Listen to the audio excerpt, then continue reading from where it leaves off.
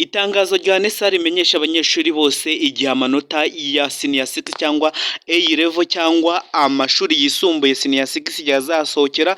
Ubu NESA amaze gushyira akadomo ndetse igaragaza igihe n'umunsi n'itariki n'isegonda amanota azasohokeraho y'ibizamini bya leta mu mwaka wa gatandatu w'amashuri yisumbuye.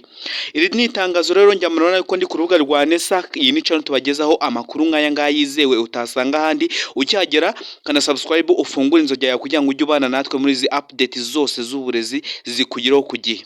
Hanyuma rero iri ni itangazo NESA isohoye ibwira ngo itangazo ku itangazwa ry'amanota y'ibizamini bya leta bisoza amashuri yisumbuye umwaka w'ibihumbi 2024 na 2025. Iri ni itangazo rero ryasohotse kuri izi tariki.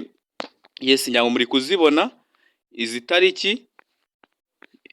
Yes, nyamuri kubibona reka nzuminge neza nyamano yuko Republika y'u Rwanda mu kubibona yuko iri ari itangazo ryasohotse kwa 29 Kanama mwaka wa 2025 ubwo Minisitiri w'Uburezi yishimiye ngo kumenyesha abakandida abakoze ibizamini bya leta bisoza amashuri yisumbuye A level n'ababyeyi n'abafatanyabikorwa bose ko amanota y'ibizamini bya leta bisoza umwaka w'amashuri yisumbuye A level yuko agiye gusohoka. Hanyuma rero ngira ngo uri kwibaza ati se noneho amanota y'ibizamini bya leta bimeze bite? Yabone ko ndi kuri NESA Rwanda cyangwa urubuga rwabo, njya kubona yuko ari urubuga rwa NESA. Hanyuma rero nge mujye kubana muri video ni Kareste Mutabazi ubagezaho izi nkuru zose zivugwa mu burezi. Ucyajya ukana subscribe usharinge video uyiraking kugira ngo abanyeshuri bose bakomeje kuyibona. Iri ni itangazo rero NESA isoye yigaragaza igihe cyanyacyo amanota azasohokera umunsi n'itariki. We tujye kubana muri video uraza gusobanukirwa na buri kimwe cyose kandi tujye tubagezaho update zose zivugwa mu burezi. Hanyuma rero reka tugende mbereke gato dusome itangazo ryose hanyuma turebe n'ibindi bigiye bitandukanye. Hanyuma itangazo ravuga iti Minisitiri w'Uburezi yishimiye kumenyesha abakandida bakoze ibizamini bya leta bisoza amashuri yisumbuye A level, ababyeyi abafatanyabikorwa bose ko amanota y'ibizamini bya leta bisoza amashuri yisumbuye A level umwaka w'amashuri wa 2024 na 2025 azatangazwa ku wa mbere ku itariki ya mbere Nzeri mu mwaka wa 2025 isaa 9 z'amanywa zuzuye. Mushobora gukurikirana ibikorwa byabo munyuze ku rubuga rwa NESA nk'uko bigenda birushaho kugenda bigaragara. Hanyuma rero uri muri baza ati se noneho bimeze bite? Yes, nkuko muri kubibona rero iri ni itangazo risohoye mu kanya. Reka mbereka amasaha ashize. Nyamara ko hashize amasaha agera muri abiri. Yes, nyanguri kubibona yuko ari amasaha agera muri abiri ubwo ino tangazo ryari rimaze gusohoka. Twavuze ati rero nk'abantu bakurikiye icano y'ikizamini, abantu bakaze subscribe bagafungura inzogera kugira ngo bajye babona update zose zivugwa mu burezi. Reka tubamenyesha iri tangazo NESA isohoye yuko amanota azatangazwa ku itariki ya mbere Nzeri cyangwa z'ukwezi kwa 9 saa 9 z'amanywa. Ubwo muze muri kuri icano kugira ngo tubakugezeho update zose zijyana zivugwa mu burezi tuzaba tuhibereye. Hanyuma rero njya ngo no mu cyongereza kumva ururimi rw'icyongereza bavuze ati Ministry of Education is pressed to notify candidates, parents and public that the 2024-2025 advanced level national exams result will be released on Monday 1 September 2025 at 3 p.m.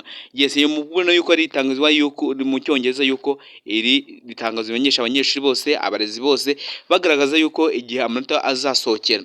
Hanyuma rero ushaka ko tuzabana muri iyo video, ikintu ugiye gukora nukana subscribe ugafungura inzogera kugira ngo tuzabagezo update z'ukuntu wareba amanota z'ukuntu iyi ni channel isindagiza umunyeshuri mu rugendo rwerekeza kaminuza. Rero ushaka ko tubana mu gukora CV motivation letter kwa applying kaminuza, tubere ku buryo ki wareba amanota, ukuntu twategura ibyangombwa kirikare nk'umunyeshuri cyangwa umukandida mwiza uzaze ubane hano kuri icano kugira ngo ubane n'abandi bose bari mu muryango urenga 1014 kugira ngo nawe ubiyunge ujye ubana nabo muri update zose z'uburezi.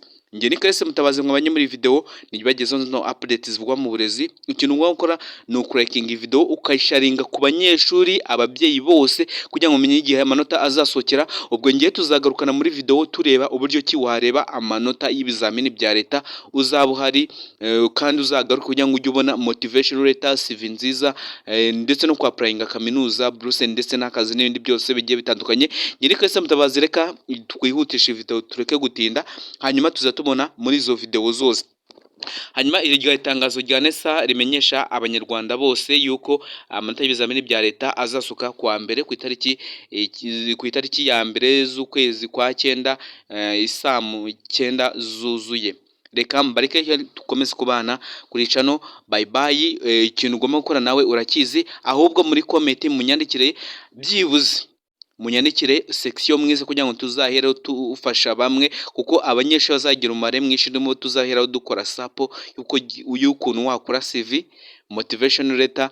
Nkeneye abanyeshuri byibuze b'inkwakuzi bagira muri 50 kugira ngo ducozingemo abantu benshi, kuko hano kuri iyi channel dukora group making choice kugira ngo tujye tubana umunsi ku munsi.